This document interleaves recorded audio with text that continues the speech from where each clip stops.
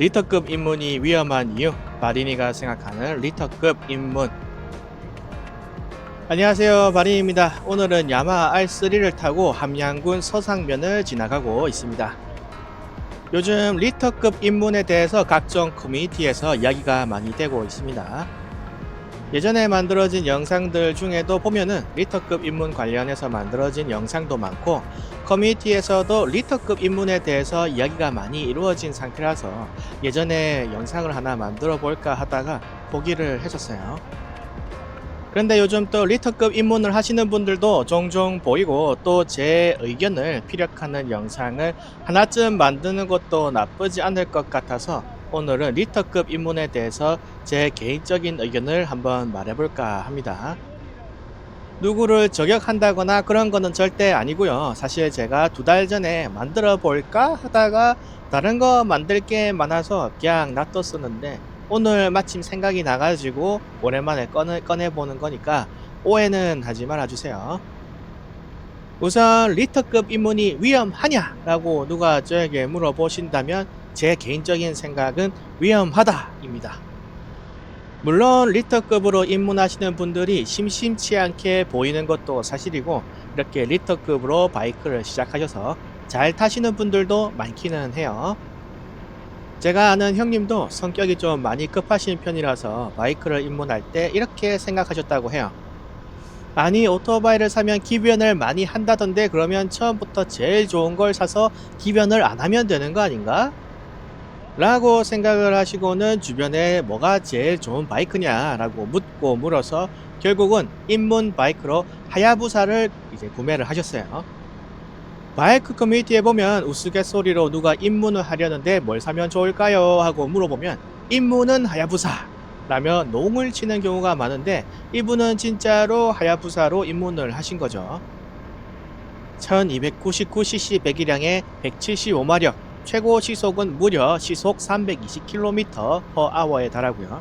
누가 봐도 하야부사라고 한눈에 알아볼 만한 강한 캐릭터성을 가진 디자인에 제로백이 무려 2.4초대라고 합니다. 제로백이 뭐냐면 오토바이가 정지 상태에서 준비 시작해서 출발해가지고 시속 100까지 올라가는 데에 걸리는 시간을 말하는데, 이 제로백이 불과 2.4초밖에 안 걸린다는 말이에요. 이 하야부사가 엄청난 슈퍼바이크인데 이걸로 입문을 잘 했고, 이걸로 입문을 해서 이 형은 사고 없이 잘 타고 다니셨어요. 실제로 사고 없이 잘 타다가 하야부사로 입문해서 하야부사로 잘 타다가 바접까지 하고 지금은 거의 안 타고 계시는데, 주변에 제가 아는 분들 중에도 이런 식으로 이제 개인 사업 하시거나 고연봉이신 형님들은 마음도 급하고 제일 멋있고 좋은 거 타고 싶으니까 바로 리터급으로 가시는 분들이 심심찮게 보입니다. 그렇게 리터급으로 입문을 하셔서 잘 타시는 분들도 몇 분 제가 봤습니다. 그런데 왜 리터급 입문을 말리느냐 라고 이제 궁금하시겠죠.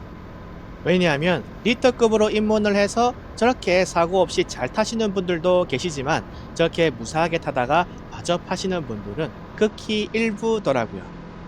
기존에 슈퍼커브를 탔다거나 하다못해 승용차를 운전했다거나 그런 거 없이 리터급으로 바로 입문하신 분들 중 많은 분들이 크고 작은 사고를 겪으시더라고요. 도대체 왜 저럴까? 왜 사고가 많이 발생할까? 제 꿈은 또 왜 저리 많이 할까? 하고 궁금해서 제가 왜 그런지 한번 지켜봤더니, 첫째로 오토바이로 처음 입문을 하시면 승용차만 몰다가 입문하시는 분들이 계시는데, 이런 분들은 승용차를 모는 감각으로 오토바이를 모시니까 사고가 많이 발생합니다.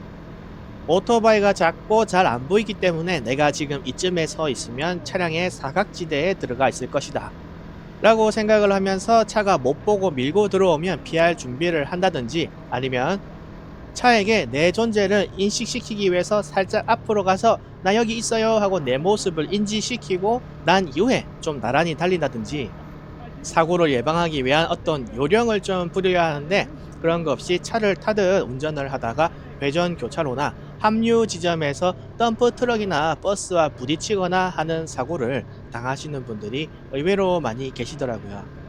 큰 버스나 덤프 트럭의 사각지대에 대해서 전혀 알지 못하고 신경도 안 쓰시는 분들이 많더라는 거죠.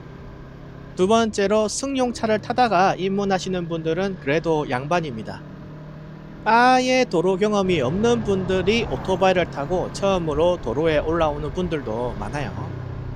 이런 분들의 특징이 뭐냐면 도로에서 차량의 흐름이나 교통의 흐름을 잘 읽지를 못하는 편입니다. 이 오래 운전해 보시는 분들은 다 아시겠지만 도로에서는 차량의 큰 흐름이 있어요. 일종의 메인스트림이라고 해야 할까요? 강물이 흐르는 물줄기를 보면 자연스럽게 흐르면서 분기가 되는 곳도 있고 힘차게 마냥 흐르는 곳도 있듯이 도로에도 보면은 분기가 되는 곳이 있고 합류되는 곳이 있고 조심해야 할 곳이 있고 편하게 달려도 되는 부분이 있는데 처음 오토바이로 입문해서 도로에 나서신 분들은 이렇게 조심해야 할 부분과 안심해도 되는 곳을 잘 읽으실 줄을 모릅니다. 그래서 분기점이 있는 곳인데 차량 앞으로 추월을 하다가 분기점으로 빠지려고 하는 차량과 사고가 난다든지 아니면 교차로에서 차량이 정지 상태에서 깜빡이를 켜고 도로 위로 들어오려고 하는데 나를 받겠지 하고 생각하면서 차선 이동 없이 직진하다가 차선을 변경하는 차량에 부딪혀서 날아가신다든지 아니면 도로에서 이제 달려오는데 신호등이 앞에서 파란불로 바뀌었어요. 그러면 초보자분들은 내 신호니까 바로 가면 되겠네 하고 파란불이라고 멈추지 않고 파란불로 바뀌자마자 들어가면 신호 까고 달리는 택시, 시내버스, 배달 오토바이와 교통사고가 발생해서 고초를 겪는 경우를 자주 봤습니다. 이야기하는 사이 현재 지나는 곳은 함양군 안의면입니다. 도로 경험이 전무하시다 보니까 책에서 읽은 이론과 본인의 생각만으로 판단을 하시고 운전을 하시는 경우가 많죠. 그러다 보니까 파란불이라고 바로 출발했다가 사고 나시고 내 차선이니까 괜찮겠지 하고 그냥 직선으로 달리다가 주차 차량이 도로로 나오는 거랑 자주 박으시고 또 흔한 사고 사례가 큰 차량은 회전 방향이 크잖아요. 그래서 크게 회전을 하려고 유턴 자리에서 한 차선을 더 먹고 유턴을 돌리는 경우가 많아요. 이런 경우에도 큰 차가 유턴을 하려고 유턴 차선 옆 1차선에서 서서 유턴을 시작하려고 하고 주변 운전자들도 눈치를 채고 차선을 비웠는데 초심자분들은 이걸 인지하지 못하고 옆으로 지나가다가 큰 차량들이 왼쪽으로 확 꺾으면 유턴할 때 차 옆구리 팍 받고 날아가시는 경우도 굉장히 많습니다. 제가 일산에서 시내버스를 몰 때 그런 식으로 날아가시는 PCX 타시는 분들 많이 봐서 잘 알고 있어요. 대화역 앞에서 버스 옆구리 박는 분들이 참 많았습니다. 그 외에도 초심자분들은 길을 잘 모르시다 보니까 수시로 휴대폰을 보시며 내비를 확인하면서 운전을 하시는데 자기도 모르게 내비를 오랫동안 보다가 앞을 문득 보면은 정체로 갑자기 차가 서 있는 경우가 있죠. 그래서 놀라서 급하게 멈춘다는 게 스로틀을 당기면서 브레이크를 같이 잡아서 앞으로 튕겨져 날아가가지고 앞차 꽁무니를 박는 사고도 많습니다. 이런 식으로 우선 공도주행 경험의 부재에서 오는 사고가 많이 발생하는 편입니다. 그리고 차량 자체가 크고 무거운 편입니다. 이 입문을 금방 하신 초심자분들은 오토바이 운전 자체를 처음 하시잖아요. 그래서 사실 오토바이를 타고 앞으로 가는 것 자체가 굉장히 어려운 그런 상황에서 주행을 주로 하십니다. 여러분들도 초보 시절이 있으니까 한번 초보일 때를 떠올려 보세요. 기본적인 조작 자체가 어렵고 도로에서 주변 차량들을 살피느라 찐땀을 빼면서 시내 주행을 했던 경험이 아마 떠오르실 겁니다. 매뉴얼 조작도 배운 지 얼마 안 돼서 수시로 기어 변속을 헷갈려 하시죠. 2단으로 기어를 바꾼답시고 기어를 아래로 밟으면서 이거 왜 변속이 안 되지? 고장났다. 이래서 일제를 살 걸 그랬네 하면서 2단이 안 들어간다고 계속 기어 변속 페달을 아래로 밟다가 나중에서야 위로 차야 한다는 자신의 실수를 깨닫기도 하고요. 또 방향 지시등을 넣는다는 게 계속 실수로 클락션 버튼을 눌러서 주차장에서 잡담을 나누시고 계시던 분들을 놀래키기도 하죠. 조금만 경사진 곳에 신호로 멈춰 서고 내 뒤에 차가 쌓이면 출발할 때 시동이 꺼질까봐 진땀을 흘리기도 합니다. 이런 초보적인 상태, 입문한 지 얼마 안 된 상태에서는 언제 무슨 실수가 나와도 이상할 게 하나도 없죠. 그런데 만약 우리가 운전하는 오토바이가 출력이 낮고 비교적 가벼운 125cc 바이크 정도라면 이런 실수가 발생해도 그 결과가 크지 않을 개연성이 높습니다. 실수로 스로틀을 세게 당겨도 125cc 바이크이니까 그렇게 빨리 튕겨져 나가거나 하지는 않아요. 과속을 좀 해보려고 해도 제로백이 10초 이상 넘어가 버리니까 금방 포기를 하게 되고 속도 자체도 그렇게까지 많이 올라가지는 않습니다.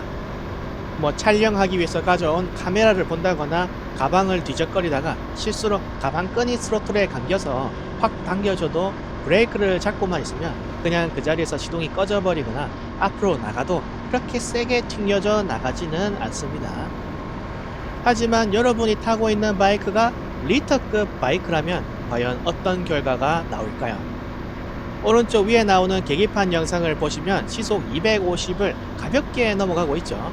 이런 게 리터급 바이크인데 시속 100까지 3초면 올라가 버리는 가속력을 갖고 있어요.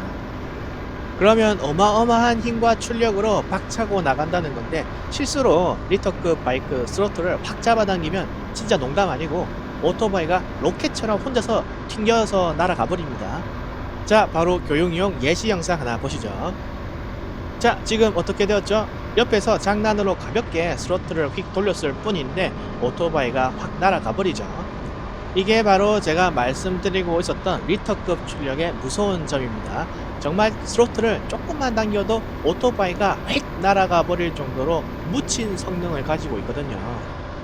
스천 RR, 하야부사 R1 같은 바이크라면 잠깐의 실수로 1단을 넣어놓은 상태에서 스로틀을 확 감는다면 여러분의 바이크는 로켓처럼 앞으로 튕겨나가면서 앞차를 충격해버릴 가능성이 아주 높습니다. 저도 1900cc가 넘는 오토바이를 탈 때 시승을 할 때 3년차 경력에 13대가 넘는 크고 작은 바이크들을 타봤음에도 불구하고 4초 정도 만에 스로틀을 가볍게 쥐어짜도 순식간에 시속 100에 도달하는 오토바이 때문에 어려움을 많이 겪었었습니다. 영상을 찍고 있기 때문에 시속 100을 넘기지 않고 저속 주행을 하려고 해도 정말 조금만 당겨도 금방 100을 훅 넘겨버리니까 참 난감하더라고요. 스로틀을 감는 것도 큰 차이가 있습니다. 321cc인 제가 지금 타고 있는 야마하 R3만 해도 스로틀을 상당히 많이 감아야 이렇게 쥐어야 어느 정도 출력이 나오기 시작합니다. 하지만 리터급 바이크들은 어떨까요? TCS를 아무리 높게 세팅을 해놔도 스로틀을 정말 조금만 감으면 출력이 순식간에 올라오면서 머리가 뒤로 획 젖혀지면서 출발이 됩니다. 강한 바람과 바다에 몸에 강하게 힘을 주고 발로 풋스텝을 꽉 밟고 지지하고 머리를 연료 탱크에 바짝 붙이며 자세를 좀 잡지 않은 상태에서 125cc 스로틀을 감듯이 확 당겨버리면 아마 바로 사고로 이어질 겁니다. 이렇듯 리터급 바이크를 슈퍼커브조차 몰아보지 않은 분께 권유하는 것은 대단히 위험하다고 저는 위 사례들을 통해서 느끼고 또 생각을 합니다. 사실 많은 세월이 흘러오면서 바이크에도 TCS, ABS, 코너링 ABS, ESS 같은 수많은 안전장치가 생겨서 과거에 비하면은 리터급 바이크들도 안전해지기는 했습니다. 하지만 그럼에도 불구하고 여전히 리터급 바이크로 입문한다는 것은 너무나도 위험하죠. 실제로 많은 분들이 리터급, 아니 미들급으로 입문을 하셨다가도 사고가 나가지고 고초를 겪는 일을 오토바이 커뮤니티에서 많이 보곤 했습니다. 리터급 입문자 사고가 났던 사건 중에서 가장 유명한 사건이 광주 R1 사건입니다. 굉장히 유명하고 또 안타까운 사건인데 이분은 나이가 20대 초반으로 어리신 분이었는데 부모님께 공식적으로 허락도 받고 그 바이크 커뮤니티에 와서 많은 조언을 구했습니다. 이때 많은 분들께서 리터급 입문을 만류하셨지만 이분은 야마하 R1으로 결국 입문을 하셨죠. 야마하 R1은 배기량 997cc에 무려 13,500rpm까지 엔진을 당길 수 있는 초고회전 순행 4스트로크 DOHC 4밸브 직렬 4기통 엔진을 가진 200마력짜리 고성능 오토바이였습니다. 이분은 아마 자동차 살 때 돈이 많으면 슈퍼카를 사듯이 오토바이도 제일 좋은 걸로 사자는 느낌으로 가장 좋은 멋진 오토바이를 사고 싶은 마음에 야마하의 R1을 골랐을지도 모릅니다. 그리고 사람들이 위험하다고 걱정을 많이 하고 만류도 하니까 안전장구도 많이 샀다며 R1은 부모님이 지원해주시는 돈으로 사고 저배기량도 고려를 해보겠다고 말을 하면서 사진을 올리면서 안심시키기도 했죠. 그리고 불과 얼마 지나지 않아서 커뮤니티에 사고글이 올라옵니다. 야마 R1 신형이 쿠팡 택배차를 박아서 대파가 되었다는 글이었습니다. 그 글을 읽은 사람들 중 한 명이 그 야마 R1이 20대 젊은 남자가 수령해간 지 얼마 안 된 R1이라는 사실을 댓글로 적어서 알려주었습니다. 바로 며칠 전까지 R1으로 입문을 한다면서 기쁨의 글을 올리고 걱정하는 사람들을 안심시키고 하던 바로 그 젊은 분의 R1이었습니다. 사고 당사자는 사고 당시 고작 23살 1999년생의 청년으로 생전에 활동하던 바이크 튜닝 매니아에서 자신은 갓 바이크에 입문한 초보인데 R6와 R1 중에 하나를 타고 싶다며 추천해달라는 글을 올렸습니다. 이때 해당 동호회 회원들은 둘 다 위험하니까 R3 같은 쿼터급으로 입문해서 충분히 익숙해진 뒤 천천히 체급을 올리면서 타라 라고 권유를 분명히 했습니다. 하지만 당사자분께서는 이를 받아들이는 듯 하다가 결국 R1을 부모님께 사달라고 부탁하여서 구매를 했습니다.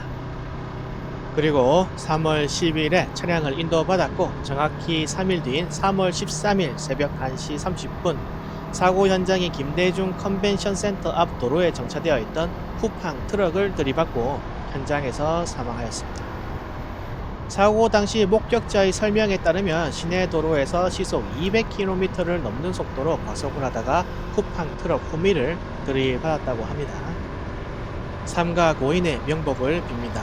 정말 너무나도 안타까운 사고가 아닐 수 없습니다. 이 일은 널리 알려져서 현재는 광주 R1 사고라는 이름으로 불려지고 있으며 많은 이들에게 리터급으로 입문하는 것이 얼마나 위험한 것인가에 대해서 알려주는 대표적인 사례가 되었습니다. 어쩌면 리터급으로 입문을 하시려던 많은 분들이 이 사건의 예를 보고 포기를 하셔서 생명을 구하셨는지도 모를 일이죠. 여러분, 제가 지금 타고 달리고 있는 야마하의 R3를 잘 아실 겁니다. R3는 321cc의 쿼터급 배기량을 가진 많은 사람들에게 만만하게 여겨지는 R3죠. 근데 이 R3조차도 마음만 먹고 당기면 충분히 라이더를 요단강 익스프레스에 탑승시킬 만한 시속 150, 160 이상의 속도가 나옵니다. 그런데 사고가 난 이 야마 R1 빅뱅은 200마력으로 R3의 무려 5배에 달하는 어마어마한 출력을 가진 바이크였습니다. 5배나 강력한 출력을 말이죠. 여기쯤에서 여러분들도 리터급이 얼마나 강력한 출력을 갖고 있는지 대충 감을 잡으셨고 또 리터급 입문이 어느 정도로 위험한지도 감을 잡으셨으리라 예상이 됩니다. 저도 키가 163에 남자치고는 매우 작은 키를 가지고 있어서 처음에는 오토바이를 타면서 고생을 무지하게 많이 했습니다. 그리고 110cc에 8마력밖에 안되는 슈퍼커브를 타면서도 시속 60만 넘어가면 엄청 빠르다며 무섭다며 속도를 급히 줄여가면서 처음에는 오토바이를 타곤 했었습니다. 그리고 조금씩 오토바이 체급을 올려서 지금은 큰 오토바이도 시승장에서 타보고 달려보기도 할 수 있을 정도로 어느 정도는 적응이 되었습니다. 처음에는 무게가 145kg 정도인 CB300R도 무겁다고 생각을 했었는데 지금은 무게가 200kg도 넘는 바이크들을 메인 바이크로 타고 있을 정도니까 저도 나름 성장을 했죠. 하지만 저도 이렇게 되기까지 3년이라는 세월이 걸렸습니다. 리터급 바이크는 대체로 큰 엔진을 갖고 있습니다. 큰 출력을 내야 하니까 당연히 더 큰 엔진이 들어가게 되어 있죠. 그러면 무게도 무겁고 더 많은 전자장비와 제어장치가 들어가고 필연적으로 시트고도 높아지고 바이크가 점점 커질 수밖에 없습니다. 앞에서 말했듯 클러치 조작도 미숙하고 기어 시프트 레버도 헷갈려하며 공도 주행 경험도 아직 부족한 초보자가 처음부터 0-100 3초대의 리터급 바이크를 탄다는 것은 너무나 위험할 수밖에 없는 선택이죠. 기변을 여러 번 하는 게 번거롭게 느껴지고 그 사이에서 발생하는 취등록세라든지 그런 돈들이 아까운 것도 당연히 저는 이해가 됩니다. 제가 이렇게 영상을 만들었음에도 불구하고 리터급으로 입문을 하시겠다면 그것도 여러분의 자유죠. 여러분들께서 스스로 번 돈으로 오토바이를 사서 합법적으로 입문을 하시는 건데 제가 거기에 대고 뭐라 할 원리나 이유는 절대 없습니다. 하지만 제 개인적으로는 너무나 말리고 싶습니다. 이게 너무 위험합니다. 저도 솔직히 겪어보기 전에는 꼰대들이 괜히 훈수를 둔다고 생각을 하기도 했었습니다. 리터급을 타시다가 유명을 달리하시는 안타까운 케이스도 매년 두세 건은 보면서 저도 조금씩 생각이 달라져서 지금에 이르게 되었습니다. 그리고 오토바이는 승용차와는 다릅니다. 오토바이는 승용차처럼 운전을 함과 동시에 몸을 써서 움직여가며 운전을 하고 또 양손과 양발과 체중 이동을 동시에 하면서 타야 하기 때문에 그야말로 온몸으로 운전을 하는 것인지라 어느 정도의 숙련도가 필요합니다. 그렇기 때문에 스쿠터조차 경험해보지 않으신 분이 바로 리터급으로 입문을 하시는 건 대단히 위험한 선택이라고 감히 생각을 해봅니다. 또한 리터급으로 바로 가는 것은 많은 즐거움을 흘려보내는 선택지가 될 수도 있습니다. 50cc를 타다가 110cc 슈퍼커브를 타면은 신세계입니다. 그렇게 빠르게 느껴질 수가 없습니다. 110cc 슈퍼커브를 타다가 125cc 추동기로 올라오면 또 한 번 새롭습니다. 이게 진짜 매뉴얼이구나 하면서 너무 즐겁게 타죠. 그렇게 321cc로 갔다가 650cc로 갔다가 하면서 기변을 할 때마다 매번 새로운 세계를 본 듯한 굉장한 즐거움과 행복감을 느낄 수 있는데 한 번에 리터급을 가면 중간 스토리를 스킵해버린 듯한 스포일러를 당해버린 것 같은 그런 상태가 될 수도 있습니다.